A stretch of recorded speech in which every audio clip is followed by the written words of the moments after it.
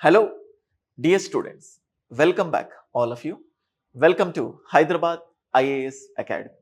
Guys, UPSC civil సర్వీసెస్కి సంబంధించి సర్వత్రా అంటే దానికి ప్రిపేర్ అవ్వాలనుకుంటున్న ఆస్పిరెంట్స్లో కానీ వాళ్ళ పేరెంట్స్లో కానీ జనరల్గా ఒక కామన్ మ్యాన్గా కానీ ప్రతిసారి దీని గురించి వింటూ ఉంటాం. మరి ఈ యూపీఎస్సి క్రాక్ చేయాలంటే ఎంత ఏజ్ ఉండాలి? మినిమం ఏజ్ ఏదైనా ఉంటుందా? మాక్సిమం ఏజ్ ఏదైనా ఉంటుందా? దీని గురించి తెలుసుకోవాలని చాలా మందికి ఉత్సాహం ఉంటుంది. సో ఈ వీడియోలో స్పెషల్గా ఆ ఏజ్ గురించి డిస్కస్ చేద్దాం.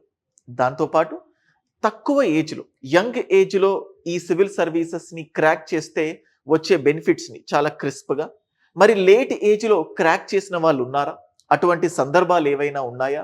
సో ఎందుకంటే హౌస్ వైఫ్స్ కానీ లేకపోతే డిఫరెంట్ ఫీల్డ్స్లో స్ట్రక్ అయి ఉండి సో లేట్ ఏజ్లో యూపీఎస్సి సివిల్స్కి ప్రిపేర్ అవ్వాలి అని రియలైజేషన్ రావడం కానీ, లేకపోతే యంగ్ ఏజ్లోనే ప్రిపేర్ అవుతూ మళ్ళీ ప్రిపరేషన్ని గ్యాప్ పెట్టి మళ్ళీ వాళ్ళు లేట్ ఏజ్లో ప్రిపేర్ అవ్వాలి అనుకుంటారు. సో ఇలా డిఫరెంట్ కేటగిరీస్ ఆఫ్ స్టూడెంట్స్ ఉంటారు. మరి లేట్ ఏజ్లో క్రాక్ చేసిన వాళ్ళు ఎవరైనా ఉన్నారా? దానికి సంబంధించిన పాసిబిలిటీస్ ఎలా ఉన్నాయి? సో వాటి గురించి ఈ వీడియోలో చూద్దాం. అండ్ అలాగే ఈ వీడియో ఇప్పుడు చేయడానికి రీజన్ కూడా ఏంటి అంటే, రీసెంట్గా సుప్రీంకోర్టులో యూపీఎస్సి ఏజ్ క్యాలిక్యులేషన్కి సంబంధించి ఒక పిటిషన్ ఫైల్ అవ్వడం జరిగింది. ఆగస్ట్ 1ని కన్సిడర్ చేసేసరికి చాలా మంది యంగ్ ఆస్పిరెంట్స్ అంటే లేట్ ఆస్పిరెంట్స్కి అది మైనస్ అవుతుంది. అయితే క్యాలెండర్ ఇయర్ లాగా January 1 కన్సిడర్ చేస్తే బాగుంటుంది అనే పిటిషన్ ఫైల్ అయింది. సో దాని గురించి చిన్న గ్లిమ్స్గా లాస్ట్లో డిస్కస్ చేస్తాను. బట్ ఓవరాల్గా ఈ వీడియో ఎవ్రీ స్టూడెంట్కి ఎగ్జాంపుల్ అంటే యూజ్ అవుతుంది. అండ్ అలాగే యంగ్ ఏజ్లో క్రాక్ చేసిన ఆస్పిరెంట్స్ ఎవరున్నారు, లేట్ ఏజ్లో క్రాక్ చేసిన ఆస్పిరెంట్స్ ఎవరున్నారు, వాళ్ళ సక్సెస్ స్టోరీస్ ఎలా ఉన్నాయి, వాటి గురించి కూడా డిస్కస్ చేద్దాం. సో దానికంటే ముందు ఈ వీడియోలో జనరల్గా ఈ ఏజ్ని క్లాసిఫై చేసేటప్పుడు ఎలా క్లాసిఫై చేస్తారంటే, ఒకటి జనరల్ కేటగిరీ, ఓసీ అంటాం కదా, జనరల్ కేటగిరీ. అండ్ ఇంకొక దగ్గరకు వచ్చేసరికి ఓబీసీ, బ్యాక్వర్డ్ క్లాసెస్కి సంబంధించింది. అండ్ నెక్స్ట్ ఎస్సీ ఆర్ ఎస్టీకి సంబంధించి. And next persons with disabilities, bench మార్క్ డిజబిలిటీస్ అన్నట్టు కొంచెం నోటిఫికేషన్లో క్లారిటీ ఇస్తుంది యూపీఎస్సీ. అయితే జనరల్ కేటగిరీ వాళ్ళకు ఏజ్ అంటే మ్యాక్సిమం ఏజ్, నేను ఇక్కడ చెప్తుంది ఏంటంటే మ్యాక్సిమం ఏజ్. సో ఎంత ఏజ్ వరకు వాళ్ళు ఎగ్జామ్ రాయొచ్చు. కేటగిరీ ఏదైనా కానీ 21 ఇయర్స్కి, అంటే వాళ్ళు డిగ్రీ పర్ష్యూ చేసి అంటే ఫైనల్ ఇయర్ పర్ష్యూ చేసినా కానీ 21 ఏజ్ యంగ్ అంటే మినిమం 21 ఏజ్ ఫైనల్ ఇయర్ వాళ్ళు కూడా రాయడానికి ఛాన్సెస్ ఉంటాయి. So categories wise minimum age differentiation ఏం లేదు, అందరికీ మినిమం ఏజ్ 21. సో ఆ 21 పర్టికులర్ డేట్ కల్లా August 1 కల్లా 21 ఇయర్స్ కంప్లీట్ అయిపోవాలి ఆ నోటిఫికేషన్కి సంబంధించి అని చెప్పి చూస్తాం. సో ఓబీసీ కేటగిరీ అయితే జనరల్ కేటగిరీతో పోల్చితే ఒక 3 ఇయర్స్ ఏజ్ రిలాక్సేషన్ ఉంటుంది, 35 ఇయర్స్. ఎస్సీ ఎస్టీ వాళ్ళకు ఇంకొంచెం ఏజ్ రిలాక్సేషన్ 37 ఇయర్స్. సో ఈ పర్సన్స్ విత్ డిజబిలిటీ వాళ్ళకు 10 ఇయర్స్ ఏజ్ రిలాక్సేషన్ ఉంటుంది. జనరల్ కేటగిరీ అయితే 42 అనుకోవచ్చు. సో ఇక్కడ ఏమవుతుందంటే, సో జనరల్ కేటగిరీ వాళ్ళు ఎవరైతే జనరల్ కేటగిరీ ఉంటారో 32 ఇయర్స్ వరకు వీళ్ళు 6 అటెంప్ట్స్. సో ఎవరు ఎన్ని అటెంప్ట్స్ చేసుకోవచ్చు అంటే, they can make how many attempts అంటే 6 అటెంప్ట్స్ చేయొచ్చు. సో ఓబీసీ కేటగిరీ దగ్గరకు వచ్చేసరికి they can make 9 attempts. So అంటే 35 సంవత్సరాల వరకు, అంటే 21 ఇయర్స్తో మొదలుకొని 35 ఇయర్స్ వచ్చేంత వరకు 9 అటెంప్ట్స్ వీళ్ళు ఇవ్వచ్చు, 9 అటెంప్ట్స్ ఇచ్చేసుకోవచ్చు. అండ్ అలాగే ఎస్సీ ఎస్టీ కేటగిరీ దగ్గరకు వచ్చేసరికి వాళ్ళకు అంటే అటెంప్ట్స్కి లిమిటేషన్స్ అంటూ ఏం లేదు, 37 ఇయర్స్ వరకు ఎన్నిసార్లు అయినా కూడా అటెంప్ట్ ఇచ్చేయచ్చు. సో ఇప్పుడు వీళ్ళందరికీ అంటే ఏ కేటగిరీ అయినా age relaxation persons with disability తీసుకుంటే 10 ఇయర్స్. ఇప్పుడు జనరల్ కేటగిరీ అనుకోండి, పర్సన్స్ విత్ డిజబిలిటీ ఒక 10 ఇయర్స్ అడుగుతుంది. సో అట్లాగే ఎస్సీ ఎస్టీ కేటగిరీ తీసుకుంటే వాళ్ళకు పర్సన్ విత్ డిజబిలిటీ తీసుకుంటే సో మాక్సిమం ఏజ్ వచ్చేసరికి that will go up to 47 years. So 21 is the minimum age, 47 is the maximum age. So guys ఇప్పుడు ఇక్కడ చూస్తే ఇంతకుముందు చెప్పినట్టు సో ఒక జనరల్ అంటే minimum age 21 years. So candidate must have attained 21 years and must not have attained the age of 32 years on the 1st of August 2024. అంటే 2024 1st Augustలో ఆయనకు 32 years attain చేయకుండా ఉండాలి. ఓకే. అండ్ దీని గురించి ఇంకా డీటెయిల్గా అవసరం లేదు. జనరల్గా నోటిఫికేషన్ వచ్చినప్పుడు ఆ పర్టికులర్ ఇయర్ని బేస్ చేసుకొని మీకు ఎగ్జాంపుల్ చెప్తారు.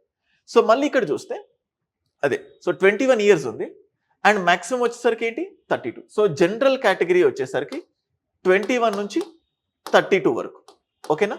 నెక్స్ట్ ఇప్పుడు ఇక్కడ చూస్తే scheduled caste or scheduled tribe, maximum of ఎంత రిలాక్సేషన్ ఉంది 5 ఇయర్స్.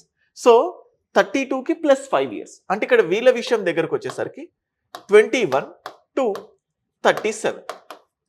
సో ఎస్సీ ఎస్టీ దగ్గరకు వచ్చేసరికి 21 టు 37, ఎందుకంటే వీళ్ళకు 5 ఇయర్స్ ఏజ్ రిలాక్సేషన్. నోటిఫికేషన్ ఇది. ఇప్పుడు other backward classes, candidate belonging to other backward classes, వీళ్ళకి ఎంత 3 ఇయర్స్ ఏజ్ రిలాక్సేషన్ ఉంది. సో కాబట్టి సో వీళ్ళ దగ్గర తీసుకుంటే 21 years 3 years age relaxation, 32 plus 3 కదా 35 ఇయర్స్, 21 టు 35. అదే same defence services personnel disabled in the operations during hostilities with foreign country, వీళ్ళకు 3 ఇయర్స్ సేమ్ ఓబీసీ లానే. అండ్ సేమ్ అలాగే మాక్సిమం ఆఫ్ 5 ఇయర్స్ ఎవరికి, ex service men including commissioned officers, అప్పుడు వీళ్ళ దగ్గరకు వచ్చేసరికి 21 ఇయర్స్ నుంచి మాక్సిమం 5 ఇయర్స్ అన్నారు కాబట్టి 31 ఇయర్స్. ఈ సబ్ కేటగిరీస్ నేను only general category SC ST బీసీని మాత్రమే బేస్ చేసుకొని చెప్పాను. ఓకేనా. సో నెక్స్ట్ ఏజ్ గురించి సేమ్ అలాగే ఇక్కడ చూస్తే so up to a maximum of 10 years in case of candidates belonging to persons with benchmark మార్క్ డిజబిలిటీస్. చూడండి, blindness and low vision, deaf and hearing లేకపోతే లోకోమోటర్ డిజబిలిటీ ఇదంతా కూడా. నెక్స్ట్ చూడండి, సో ఈ క్యాండిడేట్స్ విత్ ఎస్సీ కానీ ఎస్టీ కానీ బీసీ కానీ who are also covered under so like ex servicemen కానీ పర్సన్స్ విత్ డిజబిలిటీస్, అంటే ఎక్స్ సర్వీస్ మెన్ కానీ పర్సన్స్ విత్ డిజబిలిటీస్ అయితే వాళ్ళకు ఏజ్ రిలాక్సేషన్ క్యూములేటివ్ గా +10 యాడ్ అవుతుంది. సో అందుకే ఇప్పుడు ఇంతకు ముందు చెప్పినట్టు సో ఇక్కడ వీళ్ళకు +10 పర్సన్స్ విత్ డిజబిలిటీస్, సో ఇక్కడ కూడా +10 పర్సన్స్ విత్ డిజబిలిటీస్, ఇక్కడ కూడా +10 persons with disabilities. So overall గా తీసుకుంటే సో మనకు 21 ఇయర్స్ నుంచి 47 ఇయర్స్ మాక్సిమం ఇది పర్సన్స్ విత్ డిజబిలిటీస్, ఇదేమో యంగ్ గా క్యాలిక్యులేట్ చేస్తాం. And next so UPSC civil services prepare అవ్వాలి అనుకునే వాళ్ళు సో ఇంతకు ముందు చెప్పినట్టు యంగ్ ఏజ్ లో యూపీఎస్సి సివిల్ సర్వీసెస్ క్రాక్ చేయాలి అని చెప్పి ఎంతో మంది విద్యార్థుల పేరెంట్స్ అనుకుంటూ ఉంటారు. సో వాళ్ళు బీటెక్ చేస్తూనే లేకపోతే వాళ్ళు డిగ్రీ చేస్తూ ఉండగానే సో వాళ్ళకు యూపీఎస్సి కోచింగ్ ఇవ్వాలి అని అనుకుంటూ ఉంటారు. సో వాళ్ళ కోసం హైదరాబాద్ ఐఏఎస్ అకాడమీ. సో బేసికల్గా ప్రతి ఇన్స్టిట్యూట్కి కొన్ని యూనిక్ ఆస్పెక్ట్స్ ఉంటాయి. హైదరాబాద్ ఐఏఎస్ అకాడమీ యొక్క యూనిక్ ఆస్పెక్ట్ ఏంటంటే so with regard to me, నేను 6 సివిల్ సర్వీసెస్ అటెంప్ట్స్ అయిపోయి జనరల్ కేటగిరీలో భాగంగా 2 టైమ్స్ యూపీఎస్సీ ఇంటర్వ్యూకి వెళ్ళాను. అండ్ అలాగే ఇటు అకాడమికల్గా ఎక్స్పీరియన్స్ ఉంది, ఇటు కాంపిటేటివ్ పరంగా ఎక్స్పీరియన్స్ ఉంది, ఇటు ప్రిపరేషన్ పరంగా మాత్రమే కాకుండా టీచింగ్ పరంగా ఆల్మోస్ట్ 8 ఇయర్స్ నుంచి డిఫరెంట్ స్ట్రీమ్ ఆఫ్ స్టూడెంట్స్కి టీచ్ చేస్తున్నాను నేను. సో సేమ్ నాలాగే ప్రతి ఫ్యాకల్టీ ఎవరైతే టీచింగ్ చేస్తున్నారో ఇటువంటి అన్ని ఎక్స్పీరియన్సెస్ ఉన్న ఫ్యాకల్టీస్ సో స్టూడెంట్స్ యొక్క డౌట్స్ని ఓపికతో వినడం, సో ఈ ప్రాబ్లంకి ఇది అంటే ఈ ప్రాబ్లంకి ఇది సొల్యూషన్, సో మీకు ఎందుకు అర్థం అవ్వట్లేదు, మీకు అర్థం అవ్వడానికి నంబర్ ఆఫ్ ఎగ్జాంపుల్స్ చెప్పి సో ఆ కాన్సెప్ట్ మీ బ్రెయిన్లో కూర్చుండిపోయే విధంగా చెప్పే అద్భుతమైన ఫ్యాకల్టీ టీమ్ హైదరాబాద్ ఐఏఎస్ అకాడమీలో ఉన్నారు. సో అట్లీస్ట్ 2 టైమ్స్ ఇంటర్వ్యూకి వెళ్ళిన ఫ్యాకల్టీస్తోనే టీచింగ్ చేయించడం జరుగుతుంది. And one of the important thing ఏంటంటే పర్సనల్ సూపర్విజన్, అంటే క్లాస్లో కూర్చున్నప్పుడు ఎవరు ఎలా పర్ఫామ్ చేస్తున్నారు, ఎవరు క్లాసెస్కి వస్తున్నారు, ఎవరు క్లాసెస్కి రావట్లేదు, సో ఇలాంటివన్నీ మానిటర్ చేస్తూ సో మిమ్మల్ని దగ్గరుండి సో ఎక్కువ టైం తీయకుండా యూపీఎస్సీ క్రాక్ చేయడానికి ఏవైతే ప్రీ రిక్విజిట్స్ ఉంటాయో వాటిని బేస్ చేసుకొని క్లాసెస్ చెప్పడం జరుగుతుంది. సో ఎవరికైనా ఆఫ్లైన్ కావాలన్నా ఆన్లైన్ కావాలన్నా జనరల్గా ఆఫ్లైన్ క్లాసెస్ జరిగేటప్పుడు జరిగే క్లాసెస్ని లైవ్ ద్వారా మీకు యాక్సెస్ ఇవ్వడం జరుగుతుంది. సో దూరంలో ఉన్నా కానీ మీకు ఈ క్లాసెస్ అందుబాటులో ఉంటాయి. మార్కెట్ మొత్తంలో కల్లా యాక్సెసిబుల్ ఫీజ్ తోటి Hyderabad IAS academy the best కంటెంట్ని మీకు అందించడం జరుగుతుంది.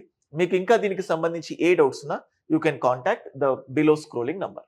సో ఈ ఏజ్ రిలాక్సేషన్ ఉన్నప్పటికీ కూడా యంగెస్ట్ ఏజ్ సో బేసికల్గా అన్సర్ షేక్ అని చెప్పి 21 ఇయర్స్కి సివిల్ సర్వీసెస్ క్వాలిఫై అయిన యంగెస్ట్ ఆఫీసర్గా కూడా మనం దాని గురించి చాలాసార్లు న్యూస్లో ఉంది. మహారాష్ట్రకు సంబంధించిన పర్సన్. తర్వాత రోమన్ సైని, స్వాతి మీనా నాయక్ వీళ్ళందరివి మీరు చూడొచ్చు. మనం చూస్తే తెలంగాణ స్టేట్లో సో అంతకుముందు సీఎంఓలో పనిచేసిన స్మితా సబర్వాల్ గారు. బేసికల్గా first female officer to crack the civil services at youngest age అంటే స్మితా సబర్వాల్. సో తర్వాత ఫీమేల్ ఆఫీసర్గా ఉన్నది ఎవరంటే టీనా డాబీ. సో ఇలా యంగ్ ఏజ్లో యూపీఎస్సీని క్వాలిఫై అవుతే వాళ్ళకు మంచి ప్రమోషన్స్ రావడానికి అండ్ అలాగే లాంగ్ టర్మ్ సర్వీస్ ఉన్నప్పుడు సో వాళ్ళ ఐడియాస్ని కానీ లేకపోతే for the betterment of society వాళ్ళు ఏదైనా ఇన్పుట్స్ ఇచ్చినప్పుడు దాని ఇంప్లిమెంటేషన్ విషయంలో సో వాళ్ళకు మోర్ నంబర్ ఆఫ్ ఛాన్సెస్ ఉంటాయి. ఒక పాజిటివ్ ఆస్పెక్ట్ ఉంటుంది. ఇన్ఫ్యాక్ట్ ఇదే కాకుండా cabinet secretary to the central government of India cabinet secretary స్థాయి వరకు వెళ్ళే ఛాన్సెస్ ఉంటాయి. ఇది యంగ్గా క్వాలిఫై అయిన వాళ్ళు. సో బేసికల్గా అంటే ఒక 21 ఇయర్స్కి ఎంతో మంది క్వాలిఫై అవుతారు. సో అందరూ సెంట్రల్ గవర్నమెంట్కి క్యాబినెట్ సెక్రటరీ అవ్వకపోవచ్చు. అంటే ఏజ్ ఒక్కటే కాదు క్రైటీరియా క్యాబినెట్ సెక్రటరీ కావడానికి. మళ్ళీ దానికి నంబర్ ఆఫ్ పారామీటర్స్ ఉంటాయి. కానీ ఇలా యంగ్ ఏజ్ అయిపోయి అట్లాగా దేశం మొత్తంలో ఈ సివిల్ సర్వీసెస్ సర్వెంట్స్ అందరికీ కూడా ఒక మెయిన్ బాస్గా ఉండాలి అనుకునే వాళ్ళకు ఇది ఒక బెనిఫిట్ ఆస్పెక్ట్. ఓకే, సో ఇంకా డీపర్గా వెళ్ళట్లేదు. ఇప్పుడు ఇక్కడ మనం చూస్తే శుభమంగళ. సో ఈవిడ 34 ఇయర్స్ ఓల్డ్ వర్కింగ్ విమెన్. ఆమె అప్పటికి 3.5 సంవత్సరాల బేబీకి మదర్, గైనకాలజిస్ట్. సో ఒక డాక్టర్గా ఉంటూ ఒక 3.5 సంవత్సరాల బేబీకి మదర్గా ఉంటూ సో 34 ఇయర్స్లో సివిల్ సర్వీసెస్ని క్రాక్ చేసింది. It's not that easy. So ఇట్లా నంబర్ ఆఫ్ ఎగ్జాంపుల్స్ ఉన్నాయి. సో ఇంకొక పాయింట్ ఏంటంటే, ఎందుకంటే మీకు ఇక్కడ వీడియోలో చాలా క్రిస్టల్ క్లియర్గా చెప్పేశాను. So that is nothing but ఇలా డిఫరెంట్ కేటగిరీస్ ఉంటాయి. జనరల్ కేటగిరీ వాళ్ళకు 32 ఇయర్స్ ఏజ్ లిమిట్. సో వాళ్ళు మాక్సిమం 6 అటెంప్ట్స్ చూస్తారు. అండ్ అలాగే ఓబీసీ వాళ్ళకి చూస్తే 35 ఇయర్స్, వాళ్ళు 9 అటెంప్ట్స్ ఇవ్వచ్చు. ఎస్సీ ఎస్టీ వాళ్ళకు 37 ఇయర్స్, వాళ్ళకు అన్లిమిటెడ్ అటెంప్ట్స్ ఉంటాయి. నెక్స్ట్ పర్సన్స్ విత్ డిజేబిలిటీస్ అంటే ఇక్కడ ఏమవుతుందంటే ప్లస్ 10 ఇయర్స్ వాళ్ళకు యాడ్ అవుతూ ఉంటుంది. సో ఇప్పుడు ఎస్సీ ఎస్టీ వాళ్ళు అయ్యుండి పర్సన్స్ విత్ డిజేబిలిటీస్ అయితే they can write up to 47 attempts, 47 chances ఉంటాయి వాళ్ళకి. ఓకే, 47 ఇయర్స్ వాళ్ళకి. అండ్ నెక్స్ట్ రీసెంట్గా న్యూస్లో ఉన్నది ఏంటి? సో నార్మల్గా ఇక్కడ ఏమవుతుందంటే 2024 అనుకోండి, ఆగస్ట్ 1, 2024 ఆగస్ట్ 1 వరకు అని చెప్పి చూడొచ్చు. సో ఇప్పుడు ఆగస్ట్ 2 లేకపోతే దానికంటే ముందు జూలై 31 ఇట్లాంటి వాటికి అంటే జస్ట్ 1 డే 2 డేతో సెగ్రిగేషన్ చేయడం వల్ల సో ఆ మిగతా ఆస్పిరెంట్స్ అందరూ డిమోటివేట్ కావడానికి లేకపోతే డిస్అడ్వాంటేజ్ అంటే జస్ట్ ఒకటే ఇయర్ క్యాలెండర్లో పుట్టి 1 డే కానీ 2 డే కానీ 3 డే కానీ జస్ట్ ఆగస్ట్ 1 ఒక క్రైటీరియా తీసుకుంటున్నారు. ఓకే, సో దానివల్ల మైనస్ అవ్వడానికి ఛాన్సెస్ ఉండాలి. ఇప్పుడు ఫర్ సపోజ్ 2024లో లాస్ట్ అటెంప్ట్ ఇవ్వాలనుకుంటున్నాను. సో 2024 డిసెంబర్లో నీ బర్త్డే ఉందనుకోండి. అంటే ఇప్పుడు 2024లో 32 ఇయర్స్ అయినా వాళ్ళు ఆగస్ట్ 1 లోపు పుట్టి ఉండాలి. సో అదే 2024లో 32 ఇయర్స్ అయినా వాళ్ళు మేబీ ఆగస్ట్ 5కో ఆగస్ట్ 10కో పుట్టినారనుకోండి, వాళ్ళకి ఎలిజిబిలిటీ ఉండదు. సో లేట్ అయిపోయింది కాబట్టి. సో ఇట్లా ఆగస్ట్ 10కు పుట్టినా, ఆగస్ట్ 2కు పుట్టినా, సో జూలైకి పుట్టినా అంటే జస్ట్ ఒక డేస్ గ్యాప్ ఉంది. దానివల్ల మేము ఛాన్సెస్ రాకపోవడం వల్ల డిస్క్రిమినేషన్ ఫేస్ చేస్తున్నాం. ఇది ఆర్టికల్ 14, ఆర్టికల్ 15, ఆర్టికల్ 21 వివక్షకు లోనవుతున్నాము. సో జనరల్గా January 1 కన్సిడర్ చేస్తే, ఎవ్రీ ఇయర్ January 1 కన్సిడర్ చేస్తే that will be beneficial. So మళ్ళీ ఈ లెక్కన చూసినా కానీ సో December 30 పుట్టిన వాళ్ళు, December 31 పుట్టిన వాళ్ళు, అలాగే January 2, 3 పుట్టిన వాళ్ళు, ఇట్లా అంటే డేస్తో ఇక్కడ కూడా డిస్క్రిమినేషన్ ఉంటుంది అనుకోవచ్చు. బట్ ఇక్కడ క్యాలెండర్ ఇయర్ అనేది మేజర్ ఆస్పెక్ట్ అన్నట్టు. సో ఒకే క్యాలెండర్ ఇయర్ పెట్టి నువ్వు ఆగస్ట్ 1 అని పెట్టేసరికి కొంతమందికి అడ్వాంటేజ్ అవుతుంది, కొంతమందికి డిసడ్వాంటేజ్ అవుతుంది. సో అలా కాకుండా January 1 నుంచి కౌంట్ చేస్తే బాగుంటుంది అని చెప్పి కొంతమంది సుప్రీంకోర్టులో కేసు ఫైల్ చేయడం జరిగింది. That's it. So I hope ఈ వీడియో మీకు హెల్ప్ అయిందని అనుకుంటున్నాను. సో న్యూస్లో ఉన్నదానికి సంబంధించి మాత్రమే కాకుండా సో ఏజ్ ఎలా ఉంది ఏంటి అని చెప్పి చూడడానికి మీకు ఇది చాలా హెల్ప్ఫుల్ అవుతుంది. Thank you guys.